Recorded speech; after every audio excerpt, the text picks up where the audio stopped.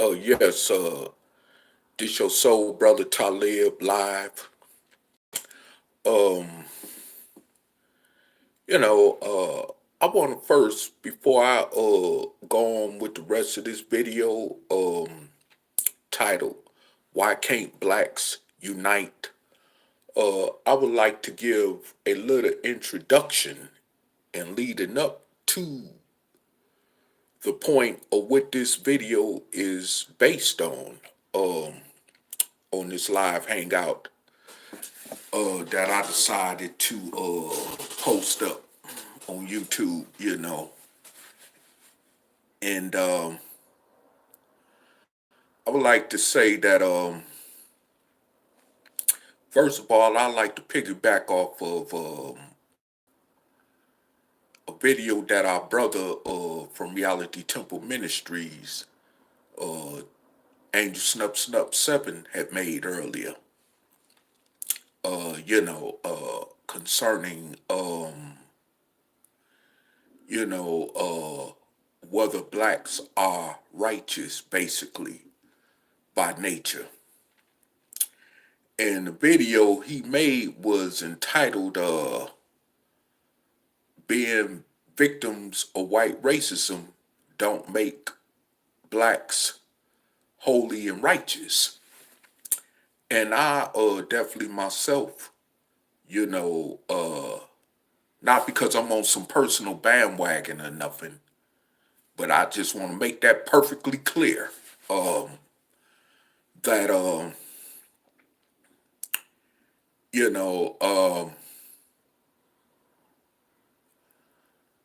I have to concur with that, because at the end of the day, we have always been, these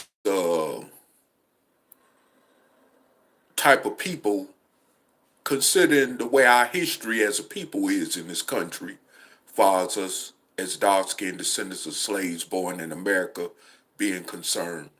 But we are always playing the victim role. Yes, we've been victimized by Caucasian white supremacy in this country, without no doubt.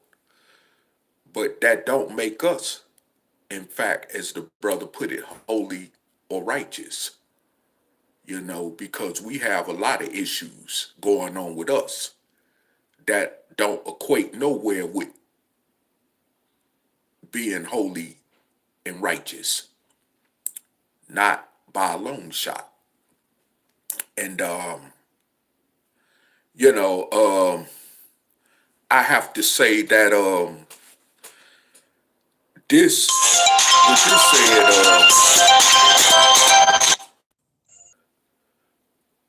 all right, brother, are you there? Let me call the brother back because I was supposed to have put him on speaker. Um, let me okay, let me put this brother on speaker, brother Taalik.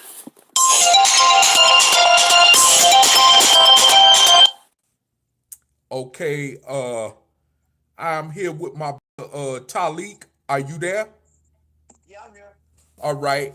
Yes, I'm here once again live with our brother Taalik, Ibn'rad, aka Angel Snup 7, who I am a ad assistant to from this platform of Reality Temple Ministries on Earth. And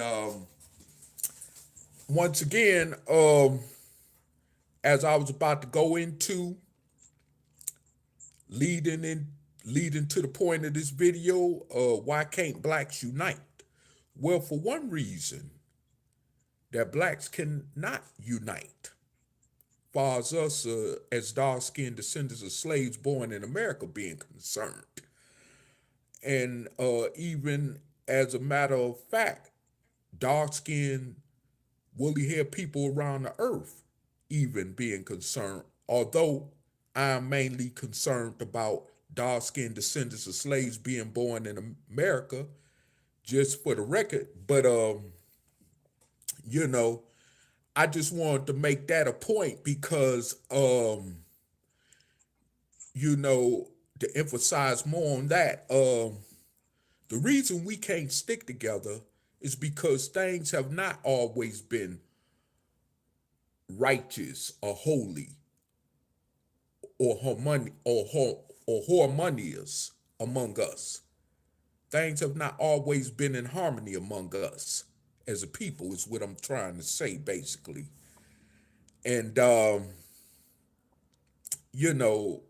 we have not always been at peace with each other, whether dating back to pre-European colonial historic times, dating back to even slavery times, far as us as dark-skinned descendants of slaves born in America, right here in this country of the United States, and our history predates European colonialism, and, slavery. The disunity among us as a people predates that. I mean, if you go back in history and look at what we were as a people, whether we were on the continent, whether we were in the Caribbean, prior to, European colonialism and slavery, and right over here in North America, where many of us as dark-skinned people existed. And I ain't talking about the Native American with the, circular hair and red skin pigmentation. I'm talking about those of us who were dark-skinned, the same color as me, as you looking at, or darker, who were here, and which even European explorers like Christopher Columbus described as the first people that he seen when he got over here to this part of the world, and as well as other European explorers described as that they had seen when they got over here, upon the shores of North America, that the first people that they saw here were dark-skinned people with woolly hair, matter of fact, the same kind of hair I got, and I mean, it's like, you know what I'm saying?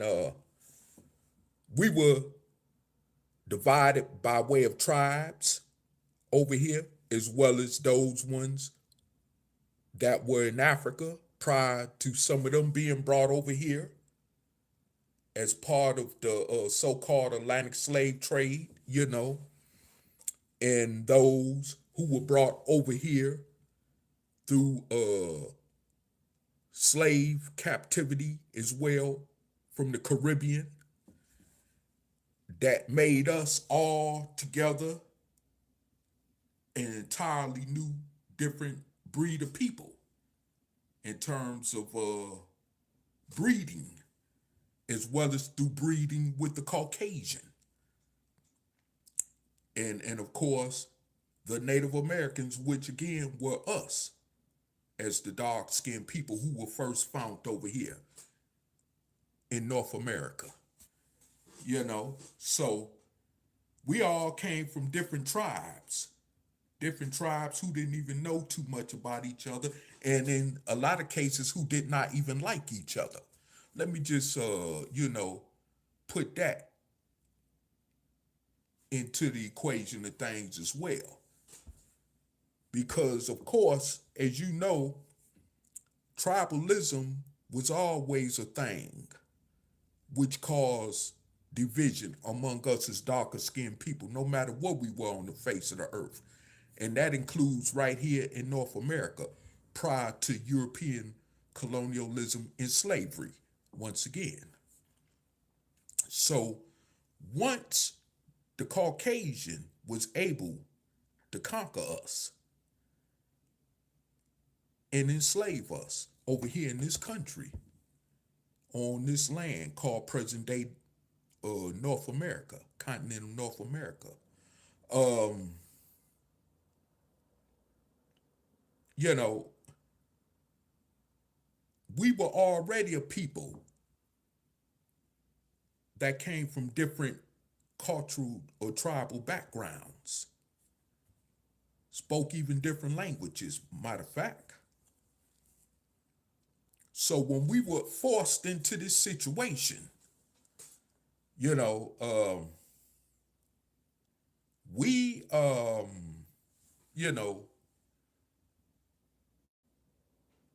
had differences about us already just from the beginning. And so, you know, when we, you know, expand or ponder on the thought of self-hatred, you know,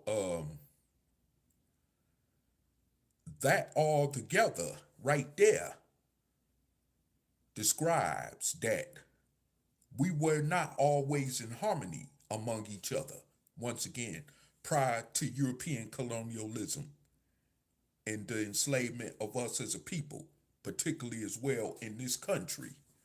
You know, and like I said before,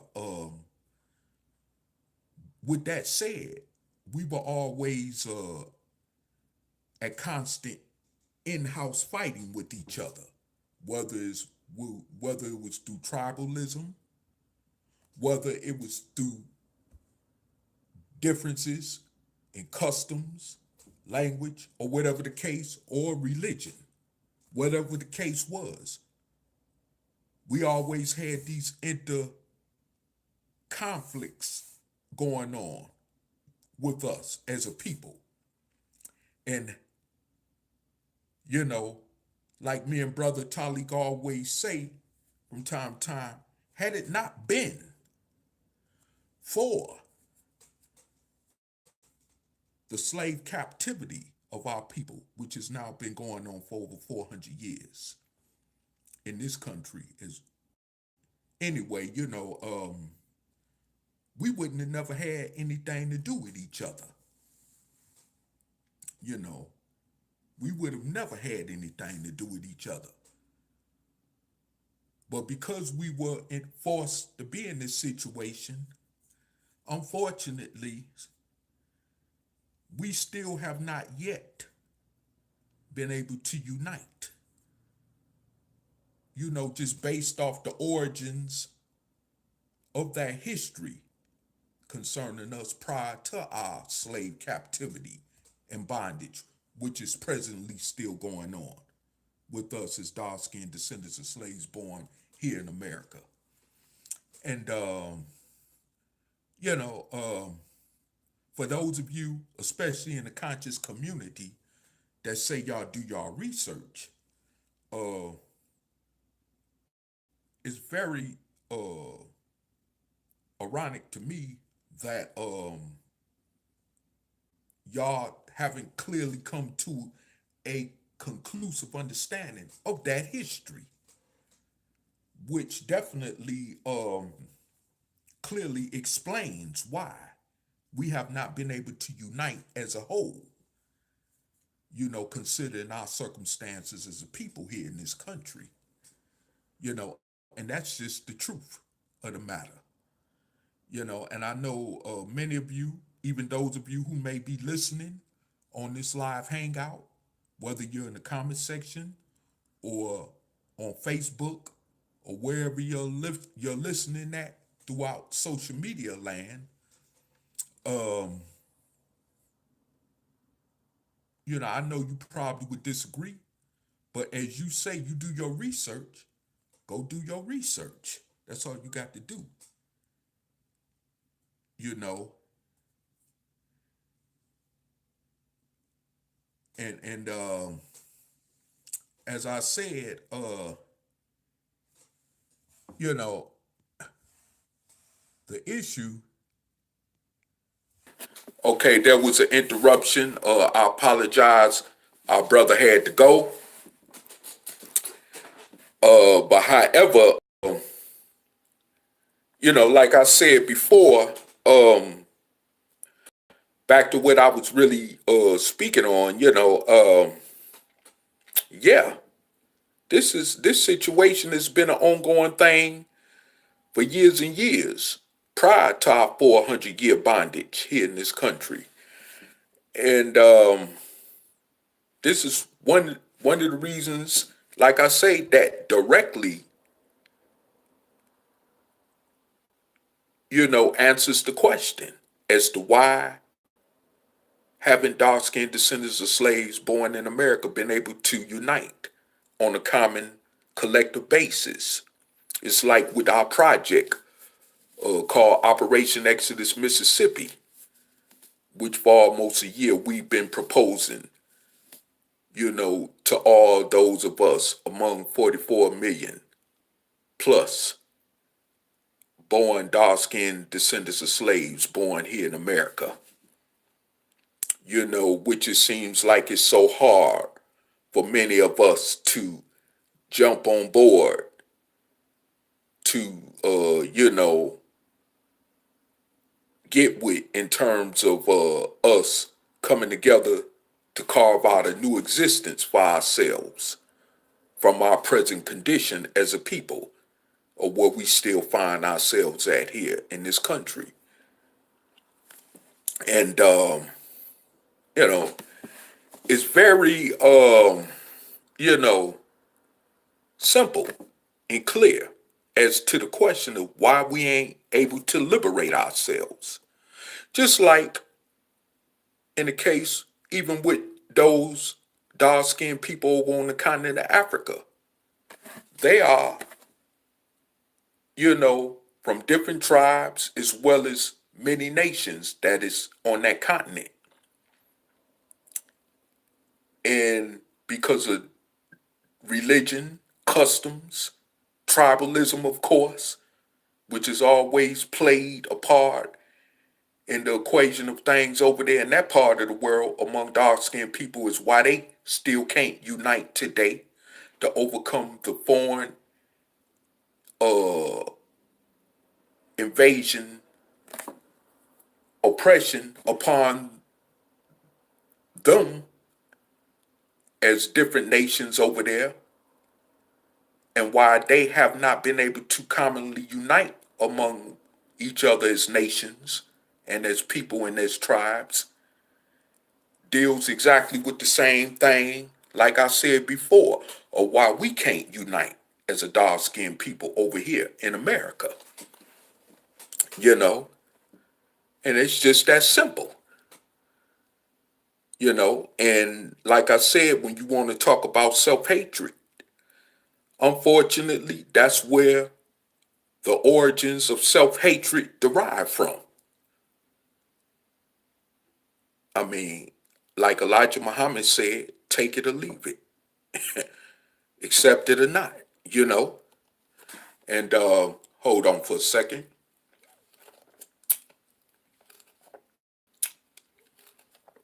And as I was saying, I mean, we have to accept this for what it is. Meaning also, when we accept this as truth, we got to also accept that, piggybacking off the video again that the brother had made earlier that I had described by title, that in fact, we have not always been righteous, and of course, nor holy among ourselves, as well as toward others outside of our unquote race. Something race as what the racists had created, a word the racists created, of course. But as dark-skinned people in general, and particularly here in this country, we have not always been righteous, not by even a long shot. And speaking of those like Freddie Gray, Michael Brown, Eric Gardner, Ezell Ford, Alton Sterling,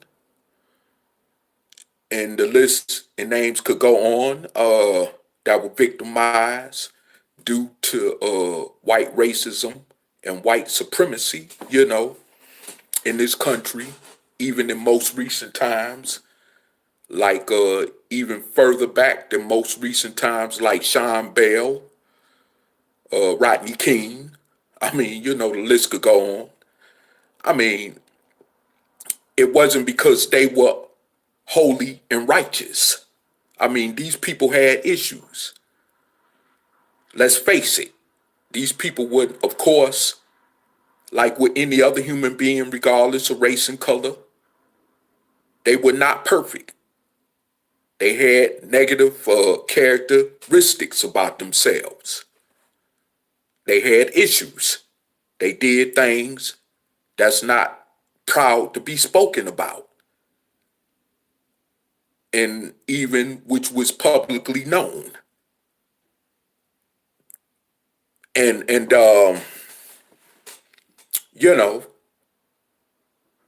that's not to say, of course, that they deserved to have been victimized by white racism, well as white supremacy. That's not to say that, no. Not in no way or shape, form, or fashion, no. Because I could be the next Alton Sterling, the next Eric Gardner, the next Ezell Ford, the next Mike Brown, the next Freddie Gray, the next Laquan McDonald,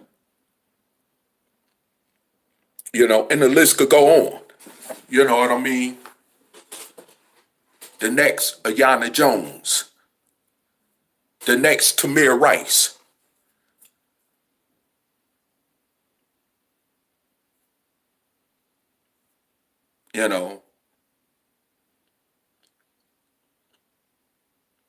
The list could go on, simple as that. So no, I'm not excusing that at all by saying that we are not truly a righteous and holy people, especially as the black conscious community always want to mythologically point out. No, that's not the case. You know what I'm saying? And, I just want to make it clear that,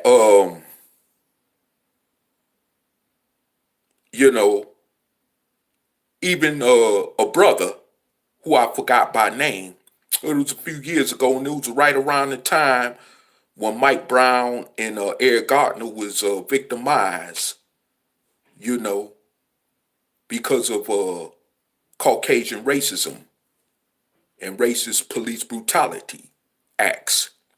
And this same brother got murdered in a small town on the East Coast of New Jersey while he was handcuffed, laying face down on the ground, where the police shot him, not in his back, but in the back of his head. Cold blood execution style. But he lived a lifestyle of a thug, and of course was not no saint, basically, as his own mother had described. But that still don't excuse the fact that he was brutally murdered due to Caucasian racism under the cloak of police brutality also. That don't excuse that. He did not deserve that. Just like the rest of them others who I named did not deserve to be victimized due to Caucasian racism. And so, like I said before, but most, unlike that mother in New Jersey that admitted that her son was not a saint, most of the other people did not or was not willing to do the same thing by admitting that their lost loved one was not a saint. Because basically what they were mostly interested in was getting some lawsuit money behind the deaths of their loved ones. And as of course, most of them did. And then afterwards, you never heard nothing else about them.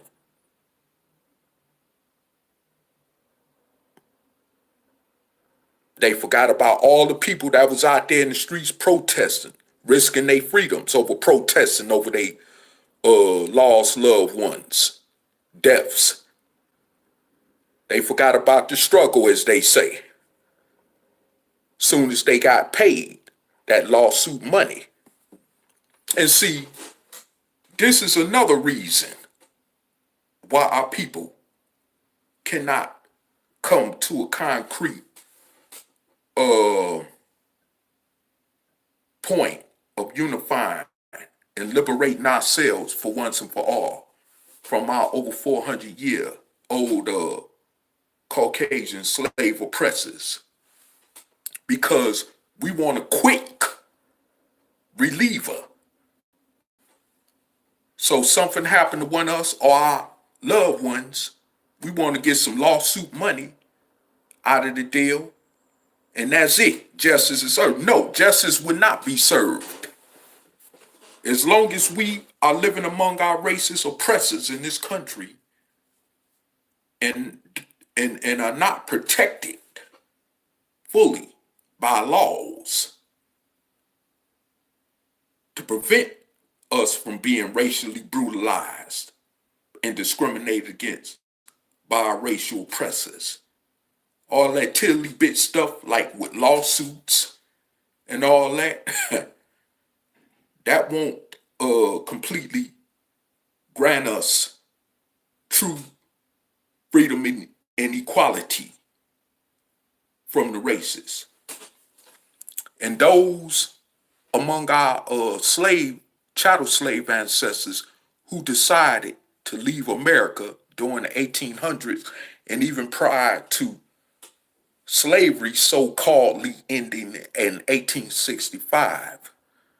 These people who I speak of went over to and formed the Republic of Liberia, West Africa. And you could say what you want to say about them, that all they did was go over there and try to, force Christianity upon the natives of that land called Liberia today. But you know something? At least they had sense enough to get away from among the racist oppressors over here in America. And yes, they are our people because they are descendants of slaves born here in America. And this is the reason why from this platform, the Liberia Project was being presented in hopes that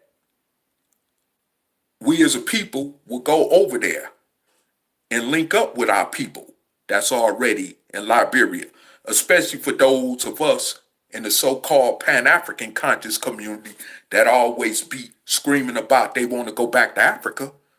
Well, there you go. What's wrong with Liberia? What, because it's a poor nation? Or because it's been through civil war? So what?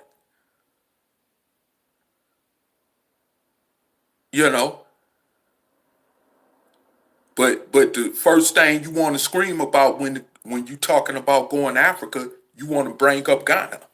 How you know Ghana will always be stable far as in terms of economy? I mean, you got opposing tribes over there. You got issues going over there in Ghana that don't always make it certain that the economy and things is going to remain the same as it is right now over there in Ghana, West Africa. Although they have opened up their doors for, dark-skinned descendants of slaves, even from this country, to go over there as what they call a return passage. but they have opened up the doors for us to go over there, and a lot of us ain't even taking the initiative to go that route. Because number one, we know we go over there to the continent of Africa, or anywhere over to the continent of Africa, at least beside Liberia where our people are, we know it's going to be foreign. And even if we go to Liberia, it's going to be foreign. But at least we're going to be among our people who come from the same descendancy chart that we come from, as far as being descendants of slaves born in America.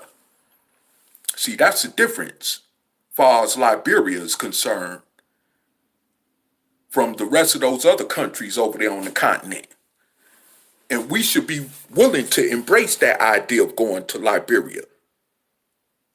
Unless we want to get on this bandwagon, which is also on the table, called Operation Exodus Mississippi, so that we could go,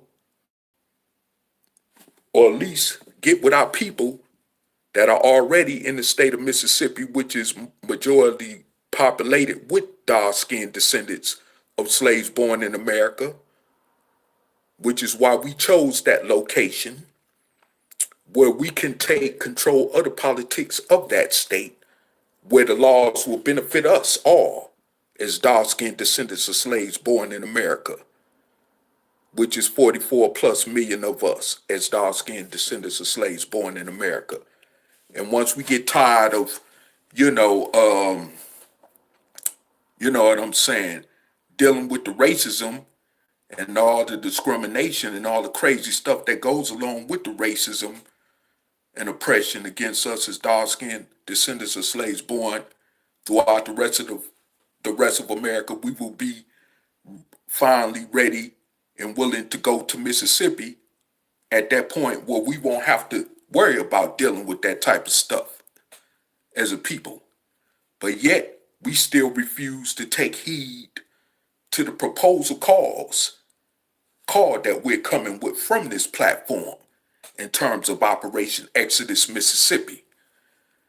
Because a lot of us believe that it's a fake, as some of us have, blurted out, but haven't been able to prove that it's fake, and why some of you say that it's fake. You haven't been able to prove it. No one has been able to prove it. Matter of fact, no one has came with any proof to say that this idea is wrong, because it has all, obviously, the ingredients toward the concrete solutions to our problem as dark-skinned descendants of slaves born here in America. But yet, once again, we refuse to unite. And going back to what I said earlier on, it has a lot to do with the origins of self-hatred and how we would even breed it as a people. Because I wanted to just show you right there that we're definitely different from all other darker skinned people throughout the planet Earth, which include those over in the continent of Africa, as well as the Caribbean, and even some of us who are also dark skinned with woolly hair that exist in places like in the Pacific islands of Asia and other parts of Asia that look like us. But we are not the same as them people still, because we are a different breed type of a darker skinned people, because we were mixed in, which came by way of being forced into slavery, which is why we have Caucasian in us, Native American in us, or what you call African in us, or, Caribbean in us, even though we are none of those people, but we are a whole entire different type of breed of people. We're not what you call black, Negro, or these other racist titles that was given to us. That's why we preferably, refer to us as just darker skinned people and people of soul, because the term soul was given to us by our own, from the so-called Black Power movement and Civil Rights movement of the 1960s, which caused that particular word to come about that directly related to us as a people, which I'm proud to use because it came from us and nobody else. It didn't come from no Caucasian, it didn't come from no Arab, and it didn't definitely come from no Africans. So like I said, we are just a different, unique, dark-skinned people. Not saying not meaning that we're anything special from everybody else. But what makes us unique is because we have all these different mixtures of colors and shades, and coming from Caucasians, Native Americans, and those who were brought here from West Africa, as well as, like I say, from the Caribbean. So we are components of all of those different things I just named, which makes us uniquely a different type of darker skinned people from the rest of other darker skinned peoples from around the world. And once again,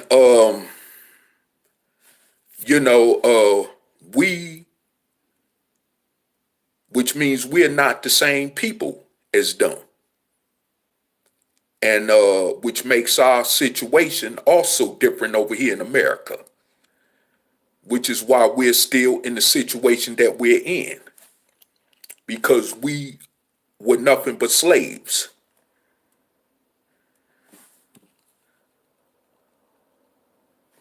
Yes, sir, brother.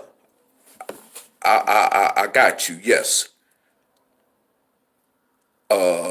Once again, that was our brother Taalik in the comment section. He had to go because he had someone that called him. But however, like I said before,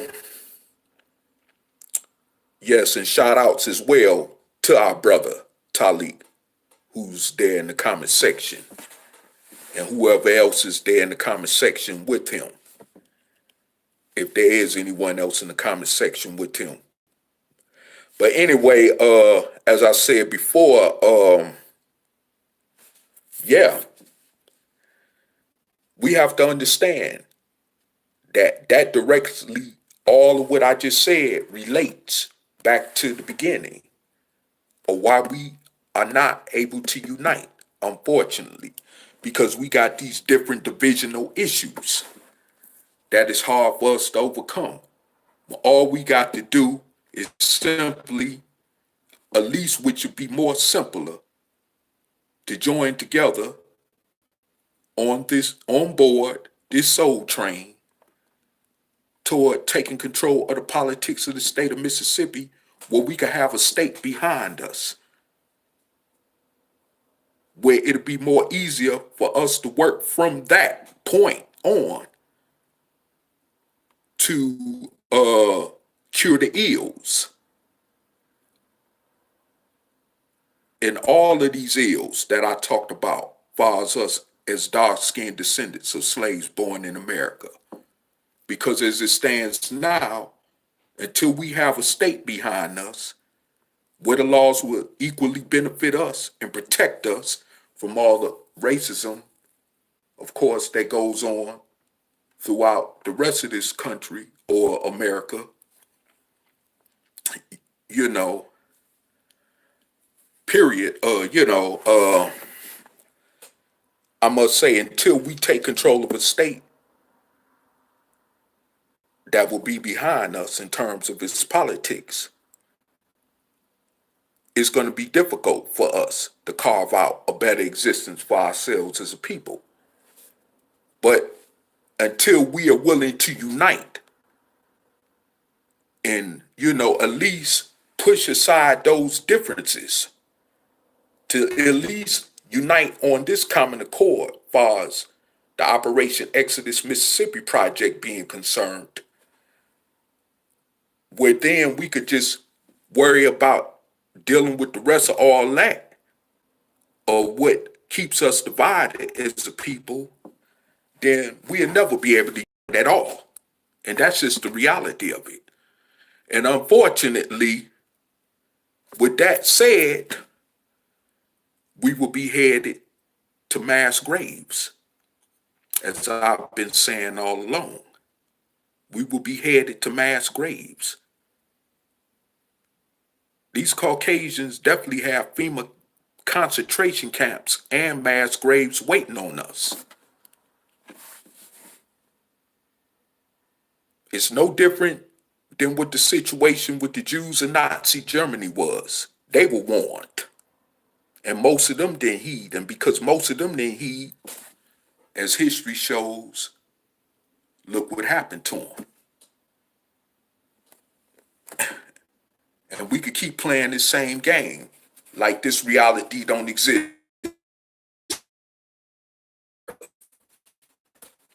Especially as dark-skinned descendants of slaves born in America. So, I mean, we could keep playing this game like everything be all gonna get better, or we got to wait until the next president get in. Well, especially as black people in America being concerned, we have always known that never made a difference as far as whether it was Democratic or Republic, or, as being Democrat or Republic, or whoever the president was, or what party they represented.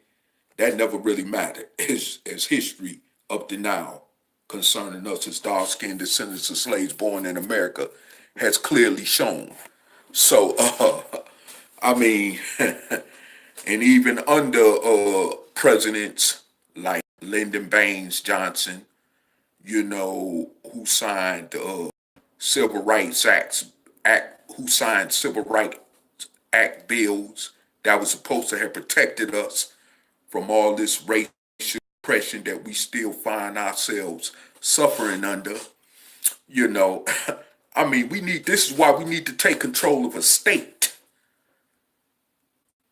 where we could control the laws and the politics so that it could completely benefit us and protect us from all this. Where we won't have to worry about racial profiling, gerrymandering, racist police brutality, discriminatory stop and frisk laws and all that crap, discriminatory mass incarceration. But until we wake up and realize that it's necessary to unite and overcome these petty differences and these other differences that's keeping us divided, this is what we gonna keep getting.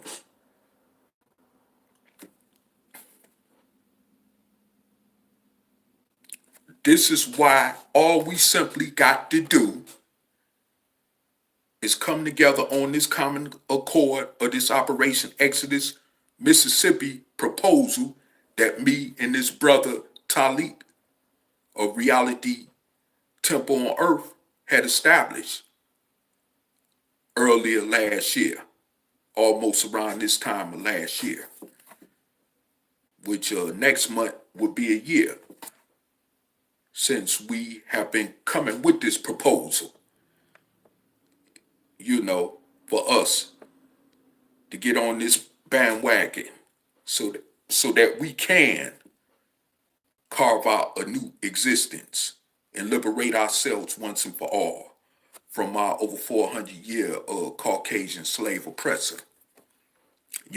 And like I said before, I mean, but other than that, you know, like I said before, the reason why we cannot unite is because of these differences of division, which comes from the inception of slavery, which we were forced together to be together. Slavery, which was forced upon us, forced us into this situation as being the people who we are, as darker skinned descendants of slaves born in America. And this is who we are. This is what we are made of, accept it or not. And we are mixed. And like I said earlier in another video that I made today, at least the common mulatto, whether he was born to a Caucasian or darker skinned parent, two different parents as being darker skinned and Caucasian, or whatever other nationality they were born to in terms of different multiple nationalities or ethnicities, at least they understand they're mixed. At least they understand and know where they came from. But we do not understand and realize that we came from different breeds of people as well, that I named off earlier in this video. Even though we are not initially those same people any longer because of us being mixed, but we came from those different people, which makes us a mixed people. We are a mixed people. So accept it or not, we're not black, blackity black, black. We're not none of that. You know, we're just human beings that happen, according to history up to now, that happen to find ourselves in the force of captivity of circumstance. And this is who we are as a result of forced captivity. So, you know, we could take it any way we would like, but that is the reality. That's where it stands at. And anybody that wishes to try to prove me wrong, I welcome them to. I wholeheartedly welcome them to. You know, through the comment section, or however you want to do it, even if you want to debate me. And I'm pretty sure our brother Taalik would love to have a debate on this, you know. But I'm speaking for myself initially. Although I mention him, but I'm speaking for myself. You could debate me. If you have a problem or issue, or find something wrong with what I said in this live hangout video, you could come debate me. I'm open to your challenge. Because beside all that other stuff, as far as black consciousness, black conscious scholarship, Afrocentric comedic scholarship, all that stuff, you know, all that could be disproven compared to what I bring to the table. I could find kinks in all that to make that be disproven. But if you want to prove what I'm saying, let's civilly come together without being disrespectful toward each other, where you could try to prove me wrong. But once again, what it's really about is us liberating ourselves once and for all from this 400-year Caucasian slave oppressor and racist. You know, that's what it's all about, is us liberating ourselves once and for all from our 400-year-old racist Caucasian oppressor. That's what it's all initially about. It's not about religion. It's not about what religion you belong to. It's not about what other ideology you belong to. You know, it's not about none of that. It's all about coming together on a common basis, understanding of why we are all in the position that we are in as dark-skinned descendants of slaves born in America. And that's the bottom line to that. And with that said, and thanks, to our brother Taalik, who momentarily came in, and that was in the comment section. And shout outs to anyone else, that was in the comment section or listening in social media or listening from Facebook as well. And with that said, I'm going to close out this live hangout, with the greetings of peace. And I'm RD 5000.